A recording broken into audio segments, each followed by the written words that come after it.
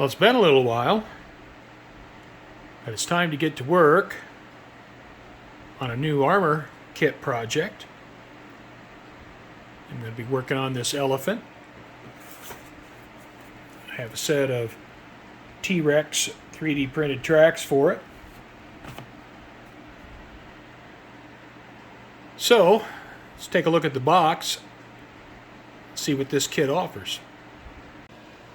First of all, there may be some background noise. I have some fans running in the house. It's summertime in Arizona. It's a little bit warm.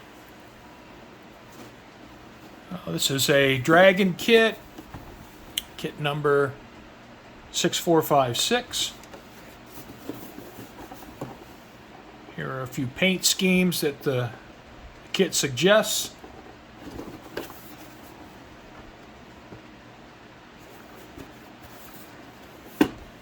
And here are a few images on the side of the box. Show off some of the features, some of the photo etch, the Zimmerit.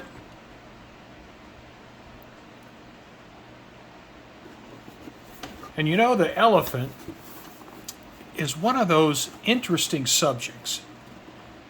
And I think it was pretty maligned for a long time. You know, the Ferdinand didn't have any self-defense capability, and they withdrew those and upgraded them to the Elephant. It has the bow machine gun and a few other features. But actually, I think the combat record of the Elephant was actually pretty good. And I think it's a pretty interesting subject. So some of the things that the kit shows: metal tow cable, photo etch clamps, some photo etch brackets, chain for the pistol port, photo etch parts for the cupola, the aluminum gun barrel. Looks like a pretty good kit. Get the box cover off.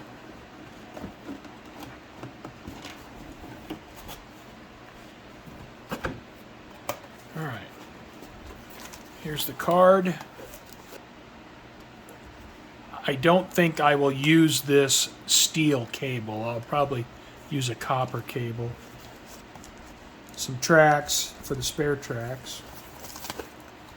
Photo etch sheet. Decals, some clear plastic parts, probably for the cupola, the vision ports.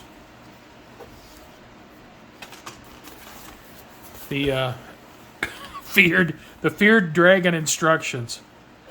You know, there's always a few errors, but we'll get through it.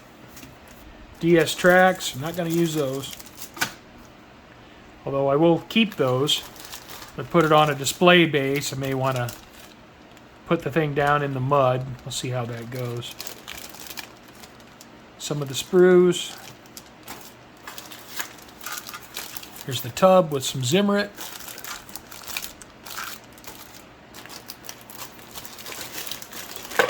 There's the metal barrel.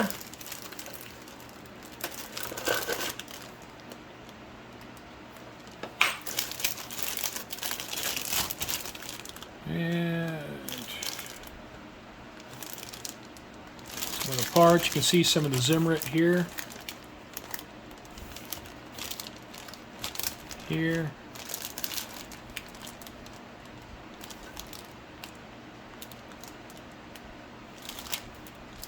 Has the tread on the walkway.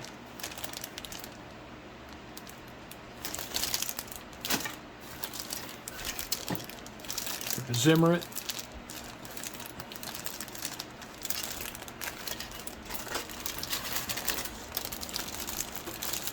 So everything looks pretty good. The sprues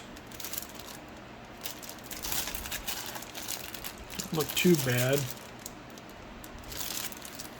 Certainly compared to that Das Werk Tiger, man, that was a mess.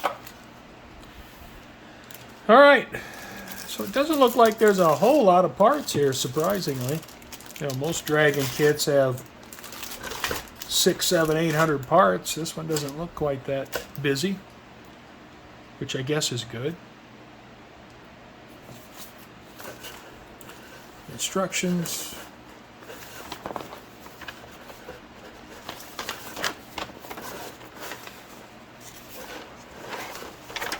And some paint schemes.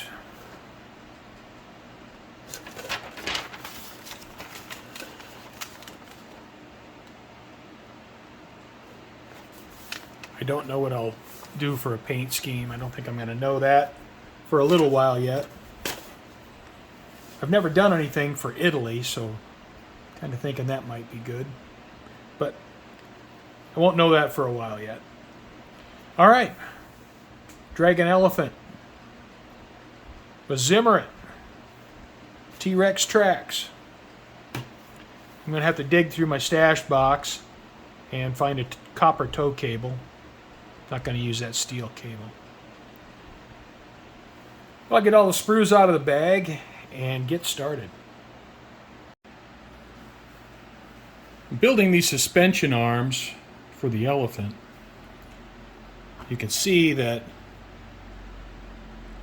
there's pretty pronounced parting seams on these arms here, and then they're assembled from two parts and then a cap on the back. But before sanding, you could take your number 11 blade hobby knife and use the back side of the blade, not the sharp side, but the back side, and then use it as a scraper. You just scrape the back side of the blade along that seam, and you can remove a lot of the parting seam, most of it in fact.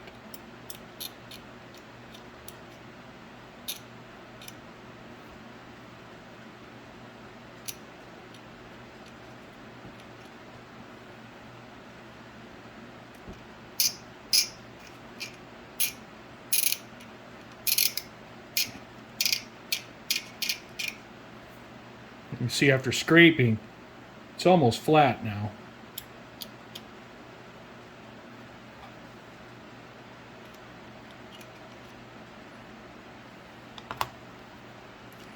And then you can take a little bit of cement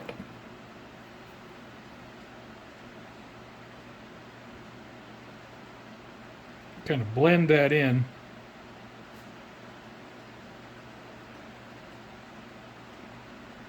And you still might have to do a little bit of sanding. But this will go a long way in cleaning these parts up. And so far, all these suspension arms have pretty pronounced parting seams, so they all have to be cleaned up. But, I mean, it's not a huge job. Just use your knife as a scraper, then use a little bit of cement to smooth it out. And if the parts still need a little bit of sanding to clean them up, well, you can hit them with some 320 grit and they'll clean right up. So that's what I do.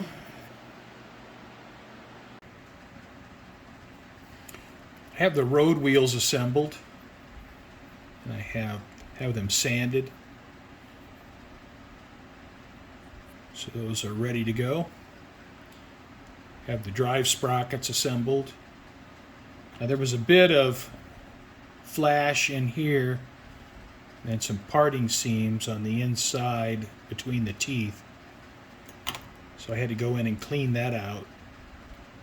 And then I used some cement to melt what was left to clean it up. So these are now ready to go. I have the suspension pieces. 3 of the pieces are ready to fit. You can see this arm is movable.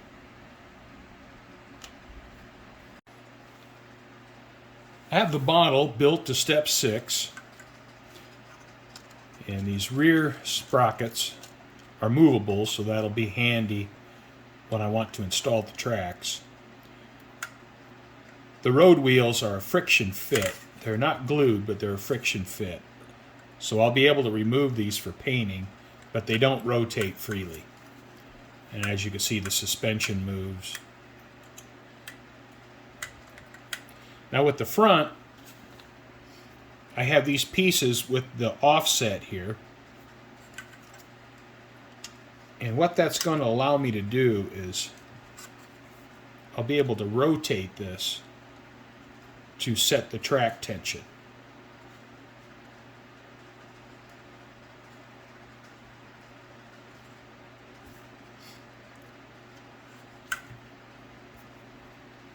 This piece goes in here. It's a bit of a friction fit there. And you can see where the travel is for the front sprocket. So what I'm going to do is I'm at the point now where I need to build the tracks. So I'm going to start assembling these TRex tracks for the Elephant. Once I have a series of tracks built, and I'm going to use the DS tracks as a guide. So I'm going to build my tracks to the same length as this DS track. I'll then install it on the model, and I'll rotate this front sprocket until I have the tension I want. And then I'll glue this inner piece in place. But I want to have the sprockets removable for painting. So I'm not going to glue the sprocket to this piece. So that's where I'm at now. Got step 6, let's finish that up. And now I'll be moving on to step 7. Step 7 is installing the tracks. Well, it's time to start the TRex tracks for the Elephant.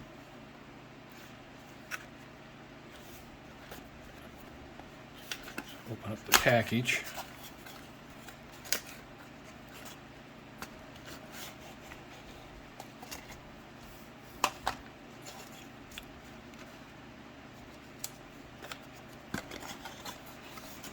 Got some instructions here if I can get them out.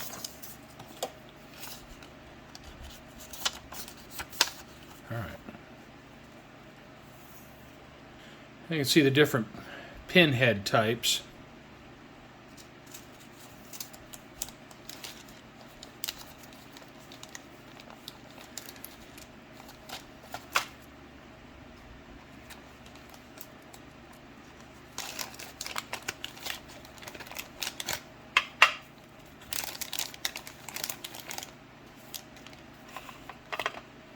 Okay. So these are the two different track lengths. I think these are the inside pins. They are. Okay. These are the outside pins. These are the inside pins. Okay. I should have enough to get started.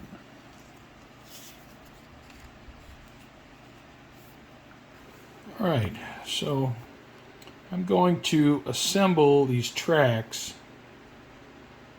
in short sections. Sometimes these tracks have little nibs on the end. Take those off with your fingernail.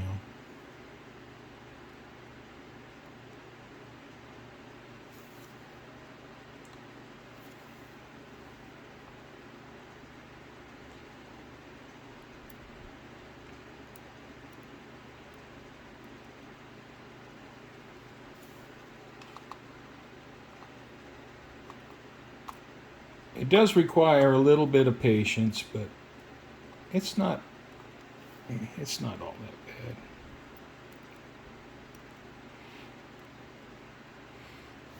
All right. So I want to make sure I'm set up correctly to connect to this length of track here.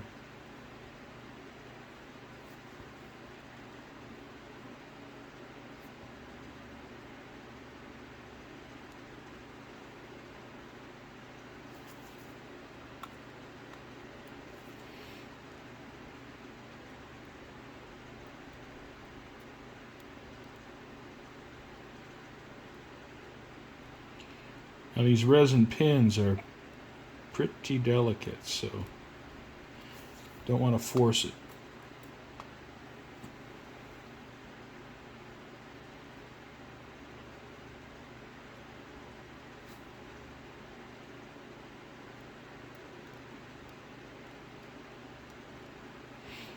All right.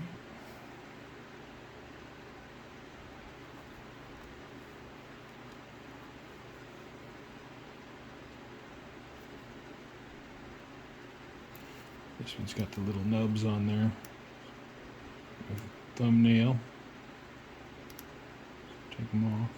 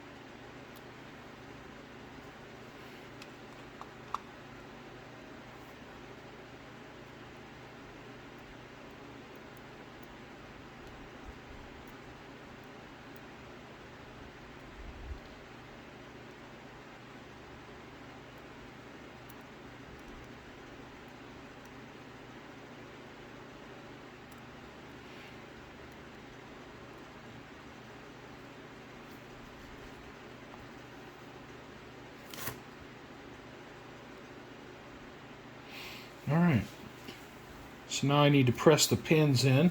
I gotta be careful with this. Don't want to press them in square.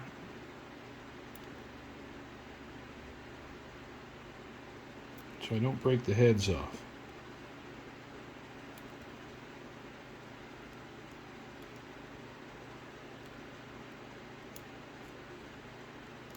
And you can feel them click into place, at least a lot of them. It's not all of them, but a lot of them will click into place, so you know you don't need to press any further.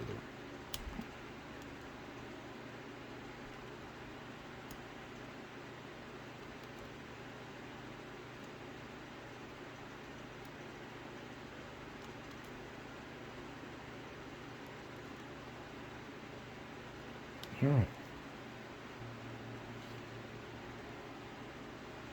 Can connect these up.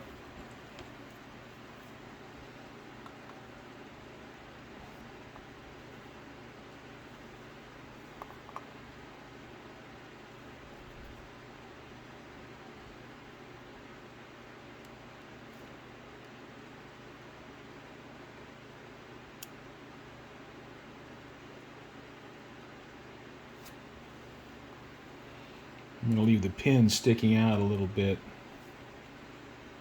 Otherwise, I'll lose my place.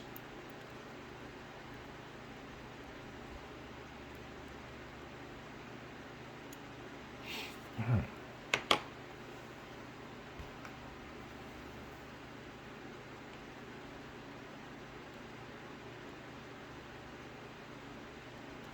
Okay.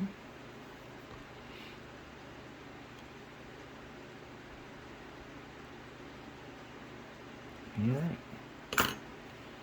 So have a section of track assembled, and I'll continue on. It does take a little bit of patience, but it's not all that bad. So I'll continue to build small sections of track and then attach them to this piece of track, and eventually I'll have it built the same length as the piece of DS track that came in the Elephant kit. I have one length of track put together, and the length is just a little bit different. You can see it's about 1.5 lengths different, and I have to have this length with the guide horn on this end to make it 1.5 lengths longer than the DS tracks in order to match up correctly with this end. You see this end does not have a guide horn. This end does have a guide horn. So they're 1.5 lengths longer than the DS Tracks. So I'll fit these up on the model and see how that works out. I have the second set of tracks built. Now this set of tracks, I set the length about the same as the DS Tracks. You can see they're just a little bit shorter. So I'm going to try these tracks at this length and see how that works compared to this set of tracks at this length. If I have to, I can remove this set of tracks and take a couple links out. I took 2 links out of the first set of tracks, and so now both sets of TRex tracks are the same length. What I'm going to do now is I'm going to install these tracks on the chassis. I can glue this offset piece in place, and then I'll fix my front sprocket in the position it needs to be. I have the tracks and this front sprocket positioned about where I want it. You can see what I have for track sag. When I set the front sprocket in position, rotating that offset, I looked at these actual photographs of Ferdinands and Elephants, and I tried to get the track sag about right, and I tried to get the gap between the front sprocket and the first road wheel about right. So you can take a look at these photographs and then compare it with what I've done with the model.